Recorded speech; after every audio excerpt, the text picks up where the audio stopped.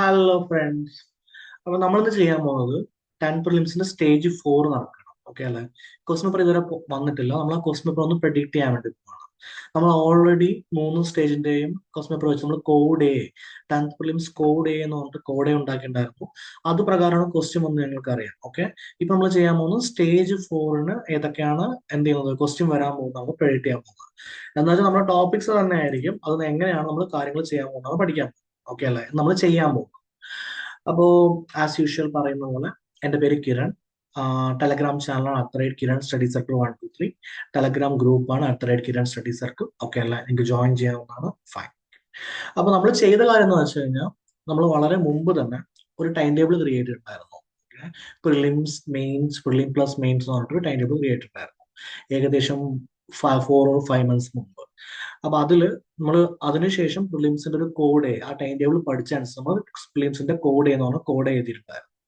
അത് പ്രകാരമാണ് കഴിഞ്ഞ ഒരു 3 സ്റ്റേജ് നടന്നിരിക്കുന്നത്. അതൊന്ന് നമുക്ക് 80-ൽ ഒരു 60 മാർക്സ് നമുക്ക് കവർ ചെയ്യാൻ പറ്റുന്ന രീതിയിലായിരുന്നു അതിന്റെ ഉണ്ടായിരുന്നത്.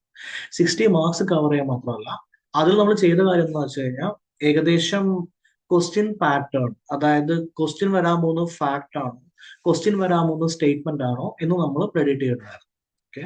രണ്ടാമത്തെ കാര്യം, മൊത്തം സിലബസ് പഠിക്കാൻ നിങ്ങളോട് പറഞ്ഞിട്ടില്ല. വളരെ കുറച്ച് ഭാഗങ്ങൾ പഠിക്കാനാണ് പറഞ്ഞിരിക്കുന്നത്.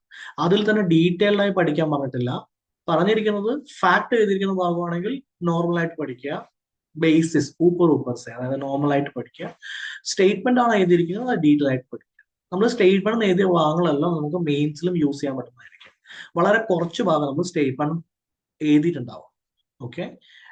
ഇതിനെക്കുറിച്ച് എന്തെങ്കിലും ഡൗട്ട് ഉണ്ടെങ്കിൽ മുമ്പുള്ള വീഡിയോസ് ഉണ്ട്, വീഡിയോസ് ഒന്ന് കാണുക. അതേപോലെ ചാനലിൽ ഓൾറെഡി ടൈം ടേബിൾസും സ്ട്രാറ്റജി എല്ലാം കൊടുത്തിട്ടുണ്ടാവും, അതൊന്ന് നോക്കുക. ഓക്കെ അല്ലേ? അപ്പോൾ ഇപ്പൊ ചെയ്യാൻ പോകുന്നത് നമ്മൾ ഏതൊക്കെ ക്വസ്റ്റ്യൻസ് ആണ് ഷുവർ ഷോട്ട് വരാൻ സാധ്യതയുള്ളത് എന്നൊക്കെ നമ്മൾ നോക്കാം. നിങ്ങൾക്ക് ഏറ്റവും വളരെ പ്രോബ്ലം ഉള്ള, എല്ലാവർക്കും ഉള്ള പ്രോബ്ലം ഉള്ള ഭാഗമാണ് കറണ്ട് അഫയർ എന്ന് പറയുന്നത്. നമ്മൾ ആ കറണ്ട് അഫയറിനെ ചുരുക്കിയിട്ടുണ്ട്. സിലബസ് ബേസ്ഡ് കറണ്ട് അഫയർ എന്ന് പറഞ്ഞാൽ നമ്മളതിനെ ചുരുക്കിയിട്ടുണ്ട്. ഒരു PSC എക്സാമിന് വരാൻ പോകുന്ന ഏകദേശം എല്ലാ കറണ്ട് അഫയറും കൂടി ചേർത്ത് നമ്മൾ നമ്മുടെ ചാനലിൽ ഇട്ടിട്ടുണ്ട്. ഓക്കെ. നമ്മൾ അതിന്റെ അപ്ഡേറ്റഡ് വേർഷൻ നിങ്ങൾ ചോദിച്ചിട്ടുണ്ടായിരുന്നു. അത് നമ്മൾ ഒരു 2-3 ഡേയ്സിനുള്ളിൽ നമ്മൾ വീഡിയോ ചെയ്യും. ഓക്കെ. ഇത് നമുക്ക് പ്രിലിംസിന്റെ കാര്യം എടുക്കാം, അടുത്ത സ്റ്റേജിലെ കാര്യം എടുക്കാം. ഓക്കെ. ഏറ്റവും കൂടുതൽ ഇമ്പോർട്ടന്റ് ആയി ചോദിക്കുന്ന കറണ്ട് അഫയർ എന്ന് പറയുന്നത് സാഹിത്യ അവാർഡുകൾ ഷുവർ ഷോർട്ടായി നമുക്കൊരു ക്വസ്റ്റ്യൻ പ്രതീക്ഷിക്കാവുന്നതാണ് കറണ്ട് അഫയർ. രണ്ടാമത്തെ, മന്ത്രിമാർ, പ്രധാനമായിട്ട് കേരളത്തിലെ മന്ത്രിമാർ, അവരുടെ വകുപ്പ് മണ്ഡലം, അവരുടെ ഇലക്ഷൻ തുടങ്ങിയ കാര്യങ്ങൾ. ഇത് രണ്ടും നമ്മൾ കഴിഞ്ഞ 3 സ്റ്റേജിലും കണ്ടതാണ്. ദാറ്റ് മീൻസ് നാലാമത്തെ സ്റ്റേജിലും ഈ ക്വസ്റ്റ്യൻസ് നമുക്ക് കാണാൻ സാധ്യതയുള്ള ക്വസ്റ്റ്യൻസ് ആയിരിക്കും. ഓക്കെ. ഇനി അതില് എങ്ങനെയുള്ള ക്വസ്റ്റ്യൻസ് ആണ് വരിക? ഡീപ്പ് ആയിട്ടുള്ള ക്വസ്റ്റ്യൻസ് വരുന്നുണ്ടോ? ഇല്ല. ഒരു ഫാക്ട് ബേസ്ഡ് ക്വസ്റ്റ്യൻസ് ആയിരിക്കും ഉണ്ടാവുക. അപ്പൊ 2 ഫാക്ട് നമുക്ക് കിട്ടി. ഓക്കെ. അപ്പൊ ഷുവർ ആയിട്ടുള്ള ആ ഒരു കാര്യം കിട്ടി. ഇനി അതില് കേരള ജ്യോതി, കേരളശ്രീ അവാർഡ് ഉണ്ട്. ഒരു സ്റ്റേജ് 1-നാണ് നമ്മളത് കണ്ടിരിക്കുന്നത്. സ്റ്റേജ് 2-നോ 3-നോ കണ്ട പോലെ എനിക്കൊരു ഓർമ്മയുണ്ട്. ഓക്കെ. അങ്ങനെയാണെങ്കിൽ സെക്കൻഡ് 75% സാധ്യതയുള്ള ഒരു ക്വസ്റ്റ്യൻ ആയിട്ട് അത് മാറി. അതേപോലെ ഒളിമ്പിക്സ് ഒരു ക്വസ്റ്റ്യൻ ആയിട്ട് മാറി. ഓക്കെ. അപ്പൊ നമ്മളിപ്പോ വരുന്നത് വെച്ചിട്ട് നമുക്ക് ഷുവർ ഷോട്ട് പറയാൻ പറ്റുന്ന കറണ്ട് അഫെയറിലുള്ള എത്ര ക്വസ്റ്റ്യൻ ആയി? 1, 2, 3, 4, 5. ഓക്കെ. അവാർഡ്സ് 2 അവരുമായി ബന്ധപ്പെട്ട പുസ്തകം, ഒളിമ്പിക്സ്, കേരളത്തിലെ മന്ത്രിമാർ, അവരുടെ വകുപ്പ്, അവരുടെ മണ്ഡലം, അങ്ങനെയുള്ള കാര്യങ്ങൾ. ഏകദേശം ഒരു 10 ക്വസ്റ്റ്യനാണ് നമുക്ക് എന്ത് ചെയ്യുന്നത് കറണ്ട് അഫയറിൽ കാണുന്നത്. അതിൽ 2 ക്വസ്റ്റ്യൻ ന്യൂസ് എന്നായിരിക്കും. അത് നമുക്ക് പ്രെഡിക്റ്റ് ചെയ്യാൻ പറ്റില്ല. ഏകദേശം എല്ലാം എന്തായിരിക്കും നമ്മുടെ കയ്യിൽ ഉണ്ടാവില്ല. അതുകൊണ്ട് നമ്മൾ ന്യൂസ് നോക്കണ്ടെന്നാണ് പറഞ്ഞിരിക്കുന്നത്. ഓക്കെ അല്ലേ? അപ്പൊ ചന്ദ്രയാൻ 3, ആദിത്യ L1, ഗഗൻയാൻ, ISRO, ഇങ്ങനെയുള്ള ഭാഗങ്ങളൊക്കെ വളരെ കുറച്ചാണ് വന്നിരിക്കുന്നത്. അപ്പൊ ബാക്കിയുള്ള ക്വസ്റ്റ്യൻസ് ഈ പറയുന്ന ഏതെങ്കിലും ഭാഗത്തുള്ള ക്വസ്റ്റ്യൻസ് വരും. ഇപ്പൊ ഞങ്ങളുടെ കയ്യിൽ ഒരു 5 മാർക്ക് കയ്യിലുണ്ടാകും. ഓക്കെ അല്ല, 5 മാർക്ക് കയ്യിലുണ്ട്. ഇപ്പൊ എക്സാം നടന്നിട്ടില്ലേ? ഇനി എക്സാം ക്വസ്റ്റ്യൻ പേപ്പർ വന്നതിന് ശേഷം നമ്മൾ എന്ത് ചെയ്യും? വീണ്ടും ഒന്നുകൂടി അനലൈസ് തരും. അപ്പൊ ക്വസ്റ്റ്യനും നമ്മൾ പറഞ്ഞതും വീഡിയോ നമ്മൾ പ്രൂഫ് ഉണ്ടല്ലോ, ഇങ്ങനെയാണ് നമ്മൾ പറയാൻ നോക്കുന്നത്. അപ്പൊ നമുക്ക് നോക്കാം. Okay, fine, done. ഇത് അതിന്റെ റിവിഷൻ ആയിരുന്നു. ഇനി ഒരു കറണ്ട് അഫയർ നമുക്ക് നോക്കാം. ഓക്കെ. കറണ്ട് അഫയർ എന്ന് പറഞ്ഞ ഒരു സ്ഥാപനമാണ് ബ്രിക്സ് എന്ന് പറയുന്നത്. ഫോറിൻ പോളിസി എന്ന് പറയുന്നത് നമ്മുടെ സിലബസുമായി ബന്ധപ്പെട്ട് വന്നിട്ടുള്ള ഒരു ഭാഗമാണ്. ഫോറിൻ പോളിസി നമുക്ക് കറണ്ട് അഫയർ പഠിക്കാനുള്ളത് ബ്രിക്സ്, റഷ്യ ഉക്രൈൻ യുദ്ധം, ഇസ്രായേൽ പാലസ്തീൻ ഇഷ്യൂ, അതുപോലെ നാറ്റോ. ഇതാണ് നമുക്ക് മെയിൻ ആയിട്ട് പഠിക്കാനുള്ളത്. ഇന്നാണ് ക്വസ്റ്റ്യൻ വരുന്നത്. ബ്രിക്സിൽ കഴിഞ്ഞ 2023-24 സമയത്ത് ഏറ്റവും കൂടുതൽ ചോദിച്ചിട്ടുണ്ടായിരുന്ന ഒരു കറണ്ട് അഫയർ പാറ്റേൺ എന്ന് പറയുന്നത് G20 ആയിരുന്നു. അതിന്റെ ഭാഗം എന്ന് പറയുന്നത് എക്കണോമിക്സിലെ ധനകാര്യ സ്ഥാപനങ്ങൾ എന്ന് പറഞ്ഞ ഭാഗത്താണ് G20 ഉള്ളത്. ഓക്കെ, ഇനി ഇതിൽ ഡൗട്ട് വരുന്ന ആളുകൾക്ക് വേണ്ടിയിട്ട് ഒരുപാട് അന്താരാഷ്ട്ര സംഘടന പഠിക്കാറുണ്ട്. അന്താരാഷ്ട്ര സംഘടന നമ്പർ ഉണ്ട്, ഒരുപാട് എണ്ണം പഠിക്കാനുണ്ട്. ആ ഒരുപാട് എണ്ണം പഠിക്കാനൊന്നും നമ്മുടെ സമയം ഉണ്ടാവില്ല. നമ്മൾ എന്ത് ചെയ്യുന്നു? സെലക്ട് ചെയ്ത് പഠിക്കും. ഓക്കെ, UN ഏത് അന്താരാഷ്ട്ര സംഘടന പഠിക്കണം? കറണ്ട് വഴി നമ്മൾ എന്ത് ചെയ്യും? ന്യൂസ് നോക്കും, അതുമായി ബന്ധപ്പെട്ട അന്താരാഷ്ട്ര സംഘടന പഠിക്കും. ഓക്കെ, ഒരു ധനകാര്യ സ്ഥാപനമായ അന്താരാഷ്ട്ര സംഘടനയായ G20, G7 ഉണ്ട്, നമ്മൾ പഠിക്കും. ഫോറിൻ പോളിസിയുമായി ബന്ധപ്പെട്ട അന്താരാഷ്ട്ര സംഘടനയുണ്ട്, ബ്രിക്സ്, അത് നമ്മൾ പഠിക്കും. G20 കാലാവധി കഴിഞ്ഞു, ക്വസ്റ്റ്യൻ വരില്ല എന്ന് ഞാൻ പറയുന്നില്ല, പക്ഷെ വരുന്ന ലെവൽ കുറവായിരിക്കും. ബ്രിക്സ് ഇപ്പൊ സ്റ്റാർട്ട് ചെയ്തിട്ടുണ്ട്, കണ്ടിന്യൂസ് നമുക്ക് എന്ത് ചെയ്യാൻ പറ്റും? ക്വസ്റ്റ്യൻ ഉണ്ടാവും. ബ്രിക്സ് നമ്മളൊരു വീഡിയോ ചെയ്തിട്ടും നിങ്ങൾക്ക് എന്ത് ചെയ്യാവുന്നതാണ്? കാണാവുന്നതാണ്. ഓക്കെ, അപ്പൊ ഏകദേശം അതുമായി ബന്ധപ്പെട്ട ഒരു കറണ്ട് അഫയർ കാര്യം കിട്ടി. ഇങ്ങനെ ചോദ്യം, ഒരു കറണ്ട് അഫയർ 10 ക്വസ്റ്റ്യൻ വരുന്നില്ലേ? അതിൽ ഏകദേശം 5-6 ക്വസ്റ്റ്യൻ ഷുവർ ഷോട്ട് ആയില്ലേ? ഓക്കെ അല്ലേ? 2 ക്വസ്റ്റ്യൻ നമ്മൾ എഴുതിയതെന്ന് ഏതെങ്കിലും വരുമല്ലോ, നമ്മുടെ എന്താ പറയുക, കറണ്ട് അഫയർ പാറ്റേൺ ആയാലും ഇതായാലും എഴുതിയെങ്കിലും വരുമല്ലോ. ഇനി ഒരു 2 ക്വസ്റ്റ്യന് വേണ്ടിയിട്ട് ടെൻഷൻ അടിക്കേണ്ട കാര്യമുണ്ടോ? അതേപോലെ ആ 2 ക്വസ്റ്റ്യന് വേണ്ടിയിട്ട് രാവിലെ തൊട്ട് വൈകുന്നേരം വരെ എല്ലാ സാധനവും വായിക്കേണ്ട കാര്യമുണ്ടോ? എടുത്തു PSCയുടെ എന്ത് വായിച്ചു? എല്ലാ ബുള്ളറ്റിനും വായിച്ചു, എല്ലാ കറണ്ട് അഫയറും വായിച്ചു, എല്ലാ തൊഴിൽ വാർത്ത തൊഴിൽവിധിയും വായിച്ചു, എല്ലാ സംഭവം വായിച്ചു, അങ്ങനെ വായിക്കേണ്ട കാര്യമുണ്ടോ? ഇല്ല. സെലക്ട് ചെയ്ത് പഠിക്കാൻ മനസ്സിലായില്ലേ? അങ്ങനെയാണെങ്കിൽ ഒരുപാട് സമയം ലാഭിച്ചില്ലേ? ലാഭിച്ചു. ഓക്കെ അല്ലേ? ഒരുപാട് സമയം നമ്മൾ എന്ത് ചെയ്തു? സേവ് ചെയ്തു. ഇത്രയും കാര്യം ഓക്കെയാണോ? ഇത്രയും കാര്യം ഓക്കെയാണ്, ഫൈൻ. അങ്ങനെയാണെങ്കിൽ ജോഗ്രഫി നമുക്ക് വരാൻ സാധ്യതയുള്ള ക്വസ്റ്റ്യൻ എന്തൊക്കെയാണ്? ഒന്ന് ഹിമാലയം, ഒന്ന് ഉത്തര ഹിമാലയം. ഓക്കെ, എങ്ങനെയുള്ള ക്വസ്റ്റ്യൻസ് ആയിരിക്കും? ഫാക്ട് അല്ലെങ്കിൽ ഫാക്ട് ബേസ്ഡ് സ്റ്റേറ്റ്മെന്റ്സ് ആയിരിക്കും വരാനുള്ള സാധ്യത. 2 ക്വസ്റ്റ്യൻ. ഓക്കെ, ഇരുമ്പുരുക്ക് വ്യവസായങ്ങൾ കേരളത്തിലെ ആധുനിക വ്യവസായം. ഓക്കെ, ഇതെന്തായിരിക്കും? ഇതൊരു ഫാക്ടോ അല്ലെങ്കിൽ ഫാക്ട് ബേസ്ഡ് ക്വസ്റ്റ്യൻസ് ആയിരിക്കും വരിക. ഷുവർ ഷോട്ട്, ഇരുമ്പുരുക്ക് വ്യവസായവും ഇതും. ദേശീയ ജലപാത ഉണ്ട്, ജലപാത കണ്ടിന്യൂസ് ആയിട്ട് വന്നതാണ്. ഓക്കെ, അങ്ങനെയാണ് ഒരു 10 ക്വസ്റ്റ്യൻ ആണ് എന്തുള്ളത്? ഈ ജോഗ്രഫി പാറ്റേൺ ക്വസ്റ്റ്യൻ പാറ്റേൺ ഉള്ളത്. അതിൽ ഏകദേശം 5 ക്വസ്റ്റ്യൻ നമുക്ക് എന്തായി? ഉറപ്പായി.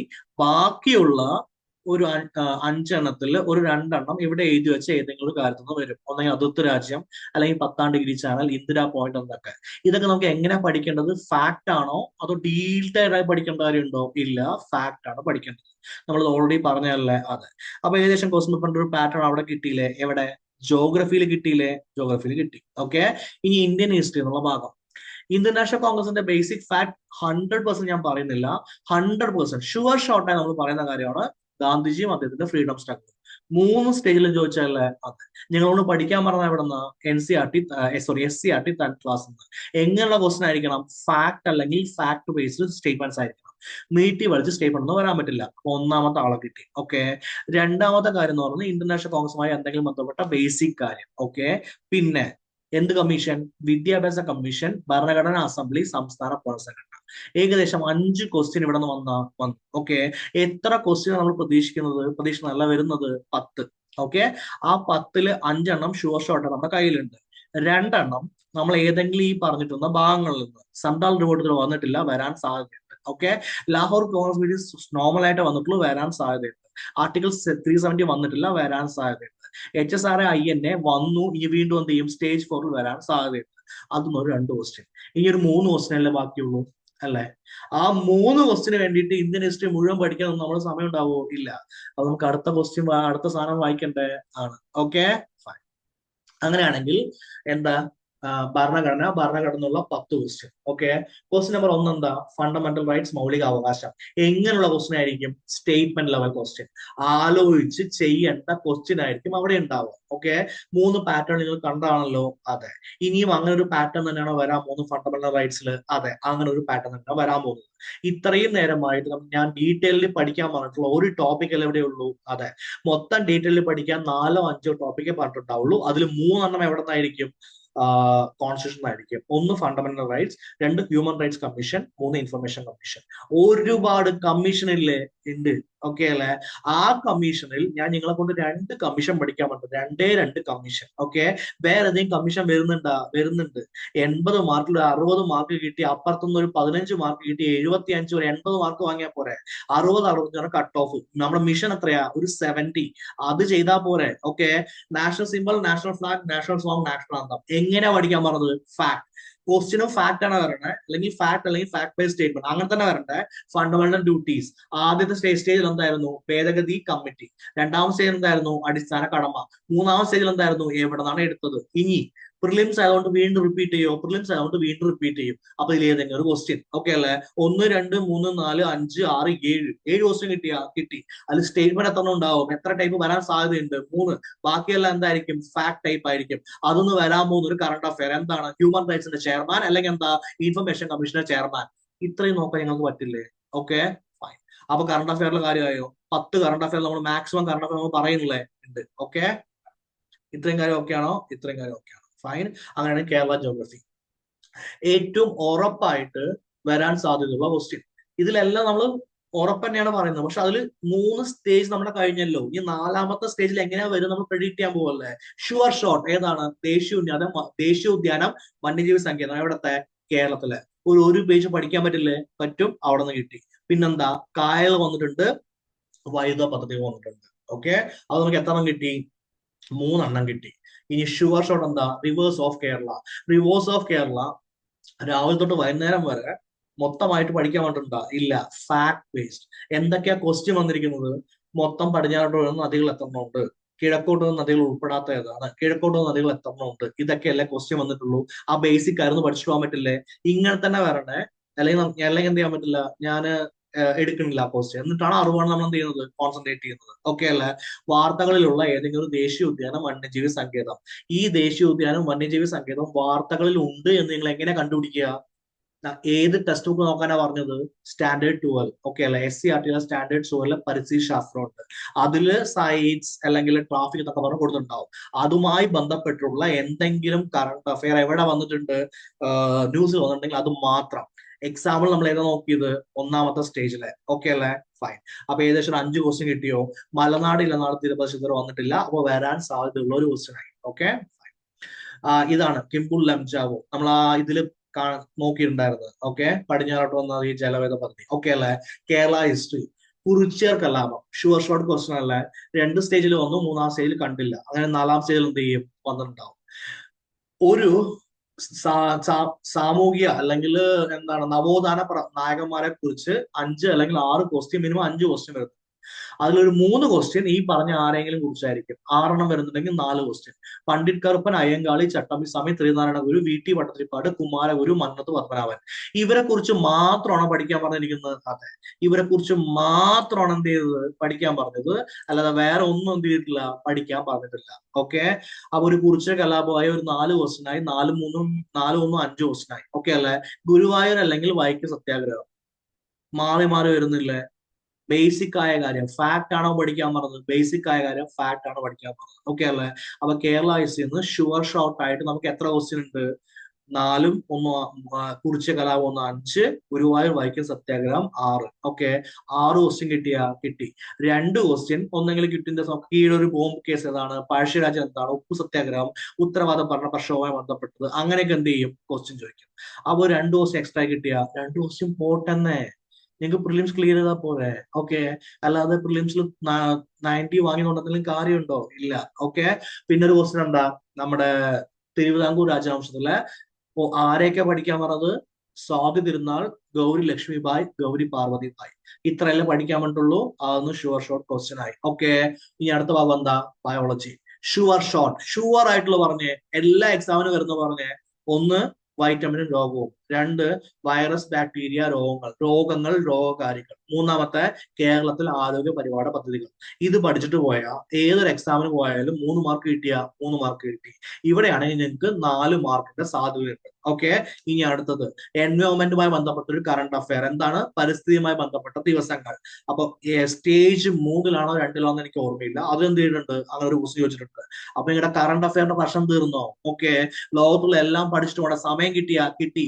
ഫാക്ട് ബേസ്ഡ് അല്ല പഠിക്കാൻ പറഞ്ഞത്. അതെ, അപ്പൊ നിങ്ങൾക്ക് ബയോളജിന്ന് 10 ക്വസ്റ്റ്യൻ ഉണ്ടെങ്കിൽ ഏകദേശം 5 ക്വസ്റ്റ്യൻ എന്താ? നിങ്ങളുടെ കയ്യിലായി. ഓക്കെ, ഇനി 5 ക്വസ്റ്റ്യൻ എന്താ? ഒന്നെങ്കിൽ കണ്ണ്, ഹാർട്ട്, ഇയർ, ലിവർ. അതൊന്നും ഏതെങ്കിലും ക്വസ്റ്റ്യൻ. അല്ലെങ്കിൽ എന്താ? എൻവയോൺമെന്റിൽ ഭക്ഷ്യശൃംഖലയോ അതുമായി ബന്ധപ്പെട്ട ആഗോള താപനോ അതുമായി വനം പരിസ്ഥിതി പ്രവർത്തന വർഷങ്ങളൊക്കെ ബന്ധപ്പെട്ട ഒരു ക്വസ്റ്റ്യൻ. 2, 3 ക്വസ്റ്റ്യൻ എന്ത്? എക്സ്ട്രാ. ആ 3 ക്വസ്റ്റ്യൻ പോട്ടെന്നേ. നമുക്ക് 70 മാർക്ക് പോരെ? ഓക്കെ അല്ലെ? എവിടെ നിന്ന്? മൊത്തം 70 മാർക്ക് പോരെ, മതി. ഓക്കെ, അപ്പൊ ഇത്രയും കാര്യം ഓക്കെ ആണോ? ഇത്രയും കാര്യം ഓക്കെ ആണ്. ഡൺ അല്ലേ? ഇനി ഫിസിക്സ് കെമിസ്ട്രി ഭാഗത്തുനിന്ന് ഷുവർ ഷോട്ട് എന്ന് പറഞ്ഞാൽ ഉറപ്പായും വരണേ. ഉറപ്പായും വരുന്ന ടോപ്പിക്സ് നമുക്ക് നോക്കാം. പി ബോക്ക്, ലെക്സ് ബോക്ക്, ഹാലജൻ, ഐസോടോപ്പ് ഷുവർ ആയിട്ട് വന്നതല്ലേ? ഐസോബാർസ് എന്ന് പറയുന്നത്, അതെ. അയിരുകളും ധാതുക്കളും ഷുവർ ഷോട്ട് അല്ലേ? അതെ. ഓക്കെ, അപ്പൊ 2 ഷുവർ ഷോട്ട് കിട്ടി. ഇതായിട്ടുള്ള കാര്യം. ഇനി അടുത്തത് 75% വരാൻ സാറുള്ള കാര്യം. ഓക്കെ അല്ലേ?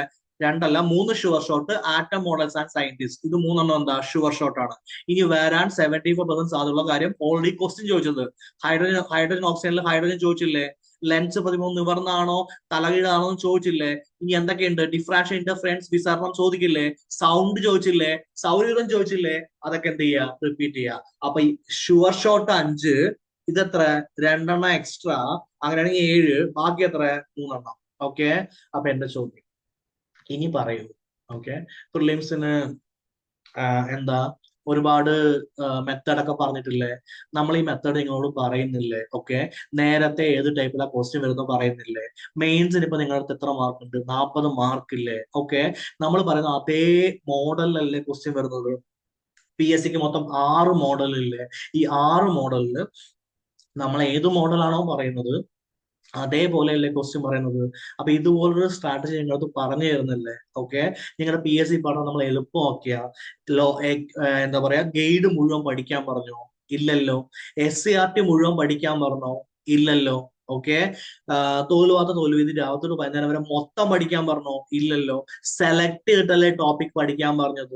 ആ ടോപ്പിക്കിന് തന്നെ എല്ലാ ടോപ്പിക്കും വളരെ ഡീറ്റെയിൽ ആയി പഠിക്കാൻ പറഞ്ഞോ? ഇല്ലല്ലോ. അതിൽ തന്നെ ഫാക്ട് സ്റ്റേറ്റ്മെന്റ് എന്ന് പറഞ്ഞാൽ എഴുതി തന്നിട്ടില്ലേ? എന്തുകൊണ്ടാണ് ഞാൻ അസേർഷൻ റീസണോ അല്ലെങ്കിൽ അനാലിസിസ് ക്വസ്റ്റിനോ പ്രിലിംസിന് എഴുതാതിരുന്നത്? അതും മെയിൻസിന് മാത്രമുള്ളതാണ്. അതുകൊണ്ട് എന്ത് ചെയ്തിട്ടില്ല? അത് എഴുതിയിട്ടില്ല. അത്രയും കാര്യം ഓക്കെ അല്ലേ? മെയിൻസിന് നമ്മളൊരു ടൈം ടേബിൾ ഉണ്ടാക്കി തരുന്നില്ലേ? ഉണ്ട്. ഓക്കെ, അത് പ്രകാരം ഫോളോ ചെയ്ത് പോയാൽ മെയിൻസ് നമ്മുടെ സ്ട്രാറ്റജി, നമ്മുടെ മാർക്ക് എത്രയാ? 90. സ്റ്റേറ്റ് പ്രോപ്പർ ആയില്ലേ? ഇതിനേക്കാളും കൂടുതൽ എന്താ വേണ്ടത്? PSC പഠനം വളരെ എളുപ്പമാക്കി തന്നില്ലേ? ഓക്കെ, ഇനി ഈ വീഡിയോ കണ്ടതിന് ശേഷം നമ്മൾ എന്ത് ചെയ്യുക? ഇപ്പൊ സ്റ്റേജ് 4 വന്നിട്ടില്ല. ഓക്കെ, സ്റ്റേജ് 4 വരാൻ പോകുന്നേ ഉള്ളൂ. ഇപ്പൊ ഈ വീഡിയോ ഞാൻ പോസ്റ്റ് ചെയ്യുന്നുണ്ട്. ഇനി എന്ത് ചെയ്യുന്നു? സ്റ്റേജ് 4 വന്നതിന് ശേഷം ഈ വീഡിയോ ബേസ് ചെയ്തിട്ട് നമ്മൾ വീണ്ടും എന്ത് ചെയ്യും? അനലൈസ് ചെയ്യും. ഇത്രയും കാര്യം ഓക്കെ അല്ലേ? ഇത്രയും കാര്യം ഓക്കെയാണ്. ഡണ്ണാണല്ലോ? ഡൺ. ഓൾറെഡി നിങ്ങൾക്ക് മെയിൻസ് പരീക്ഷയ്ക്ക് എത്രയുണ്ട്? 40 മാർക്ക് ഉണ്ട്. അപ്പൊ ഞാൻ പറഞ്ഞ കാര്യം എന്താ? മുഴുവൻ സിലബസും പൂർത്തിയാക്കേണ്ട കാര്യമില്ല. ഓക്കെ അല്ലേ? ഗൈഡോ SCRT ഒന്നും ചെയ്യണ്ട, മുഴുവൻ പഠിക്കേണ്ട കാര്യമില്ല. കറണ്ട് അഫെയർ രാവിലെ തൊട്ട് വൈകുന്നേരം വരെ പഠിക്കേണ്ട കാര്യമില്ല. ഒരു ടൈം ടേബിൾ ഉണ്ട്, അത് വളരെ സിമ്പിൾ ആണ്. മുഴുവൻ വിഷയം പഠിക്കാതെ എന്ത് ചെയ്യുക? പ്രധാനപ്പെട്ട വിഷയങ്ങൾ മാത്രം പഠിക്കുക. ഓക്കെ അല്ലേ? ഒരുപാട് സമയം ലാഭിച്ചില്ലേ? സ്ട്രെസ് കുറഞ്ഞില്ലേ? പുതിയ രീതിയിൽ എങ്ങനെയാ പഠിക്കണമെന്ന് അറിഞ്ഞില്ലേ? ഓക്കെ അല്ലേ? ഓൾഡ് PSC ടൈപ്പ് ക്വസ്റ്റ്യൻ ആയാലും ന്യൂ PSC ടൈപ്പ് ക്വസ്റ്റ്യൻ ആയാലും നമുക്ക് വരാൻ പോകുന്ന ഭാഗങ്ങൾ അറിയില്ലേ? ഓക്കെ അല്ലേ? അപ്പോ 10th മെയിൻസിന്റെ സ്ട്രാറ്റജി തന്നില്ലേ? തന്നു. ഓക്കെ, സോ വൺസ് അഗെയിൻ എന്താ പറയാ, Telegram channel @Kiran study circle 123, Telegram group @Kiran study circle. Okay, അപ്പൊ നിങ്ങൾക്ക് ഈ സ്ട്രാറ്റജി എല്ലാം ഇഷ്ടമാണെങ്കിൽ നിങ്ങളുടെ ഫ്രണ്ട്സിനും ഹെൽപ്പ് ആവാൻ വേണ്ടിയിട്ട് ജസ്റ്റ് ഒന്ന് ഷെയർ ചെയ്ത് നോക്കുക. Okay, fine. അപ്പൊ എല്ലാവർക്കും PSC പഠനം കുറെ കൂടി ബെറ്റർ ആക്കാൻ വേണ്ടിയിട്ടാണ് നമ്മൾ ശ്രമിക്കുന്നത്. അത് ഞങ്ങൾക്ക് ബെറ്റർ ആവുമെന്ന് വിചാരിക്കുന്നു. ഓക്കെ, അപ്പൊ സ്ട്രാറ്റജി കണ്ട് മനസ്സിലാക്കുക. ഈസി ആയിട്ട് PSC എന്ത് ചെയ്യുക? പാസ് ആവുക, ടോപ്പ് ആവുക. ടോപ്പ് ആയിട്ട് പെട്ടെന്ന് തന്നെ എന്ത് ചെയ്യുക? ജോലി വാങ്ങുക. നമ്മുടെ PSCയുടെ ഭാഷയിൽ പറയുകയാണെങ്കിൽ PSC പഠനം എന്ന് പറയുന്നത് ഒരു പഞ്ചവത്സര പദ്ധതിയല്ല, അതൊരു റോളിംഗ് പ്ലാൻ ആണ്. റോളിംഗ് പ്ലാൻ എന്ന് വെച്ചാൽ ഒറ്റ വർഷമേ പഠിക്കാൻ പറ്റുള്ളൂ. ഓക്കെ അല്ലേ? പഞ്ചവത്സര പദ്ധതിയായി വെച്ചിരിക്കുകയാണെങ്കിൽ എന്ത് ചെയ്യും? നിങ്ങളകത്ത് ഗൈഡ് മുഴുവൻ പഠിക്കാനും SCRT മുഴുവൻ പഠിക്കാനുള്ള സമയമുണ്ട്. റോളിംഗ് പ്ലാൻ ആണെങ്കിൽ അടുത്തൊന്നുമില്ല, സമയമില്ല, ഒറ്റ വർഷമേ ഉള്ളൂ.